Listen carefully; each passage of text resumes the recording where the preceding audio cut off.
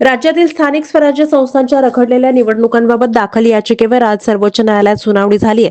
मात्र न्यायालयाने या प्रकरणी कोणताही ठोस निकाल दिलेला नाहीये किंवा कोणतेही स्पष्ट निर्देश जारी केले नाहीयेत. त्यामुळे महापालिका आणि स्थानिक स्वराज्य संस्थांच्या निवडणुका पुन्हा लांबणीवर पडण्याची शक्यता आहे.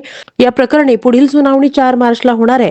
दोन्ही बाजूच्या वकिलांनी 4 मार्चची तारीख सुचवली, ज्याला सर्वोच्च न्यायालयाने संमती दिली. त्यामुळे राज्यातल्या महापालिका, नगरपालिका, जिल्हा परिषद आणि अन्य स्थानिक स्वराज्य संस्थांच्या निवडणुकांचा पेच कायम आहे. निवडणुका रखडण्यामागची कारणं अशी आहेत की गेल्या काही महिन्यांपासून अनेकांना खरं तर या निवडणुकांची प्रतीक्षा आहे. प्रभाग पुनर्रचना, ओबीसी, राजकीय आरक्षण, विविध कायदेशीर प्रक्रिया यामुळे या निवडणुका वारंवार लांबणीवर पडतात. सर्वोच्च न्यायालयाने यापूर्वी काही महत्त्वाचे निकाल दिले असले तरी प्रत्यक्ष निवडणुकींच्या वेळापत्रकाबाबत अद्याप अनिश्चितता आहे. या निवडणुका लांबणीवर पडल्यानं राज्यातल्या राजकीय पक्षांमध्ये हालचाली मात्र वाढल्यात. आगामी लोकसभा निवडणुकीच्या पार्श्वभूमीवर आणि स्थानिक स्वराज्य संस्थांच्या निवडणुकांचं आयोजन कधी आणि कशा पद्धतीने केले जाईल याकडे मात्र सगळ्यांचं लक्ष लागलेलं आहे. 4 मार्च रोजी होणाऱ्या पुढील सुनावणीमध्ये सर्वोच्च न्यायालय काय निर्णय घेणार आणि त्याचा निवडणुकीच्या वेळापत्रकावर काय परिणाम होणार याची उत्सुकता मात्र प्रत्येकाला लागून राहिली आहे.